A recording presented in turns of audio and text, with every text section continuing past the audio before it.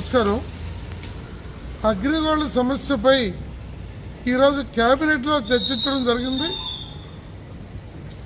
2 మాసాల నాడు మా నిరవధిక నిరాహారదీక్షల సందర్భంగా ఆనాడు ముఖ్యమంత్రి గారి ఆదేశం మేరకి ప్రభుత్వ ప్రతినిధులుగా కుటుంబరావు గారు, వరదరామయ్య గారు మార్చి 6వ తేదీన నిమ్మరసం ఇచ్చి దీక్షలు నిర్వహణ చేశారు.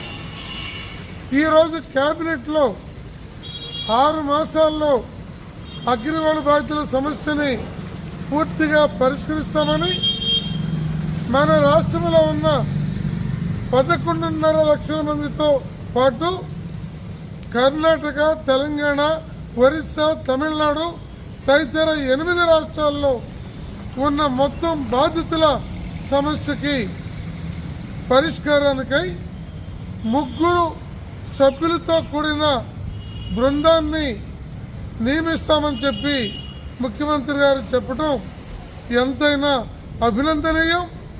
ఇప్పటికే 12 సంవత్సరాలు గడిచిన నేపథ్యంలో మరో వాయిదా పడకుండా యుద్ధ ప్రాతిపదికన కమిటీని నియమించి ఆస్తుల విక్రయానికి, బహిరంగ వేలానికి, ప్రత్యేక కోర్టు ఏర్పాటుకి సత్వర నిర్ణయం తీసుకొని వాటిని అమలు జరపాలని చెప్పి AgriGold customers and agents welfare association తరఫున రాష్ట్ర ప్రభుత్వాన్ని కోరుతూ ఈనాటి నిర్ణయాలకి మరోసారి అభినందనలు తెలియజేస్తూ ఉన్నాం.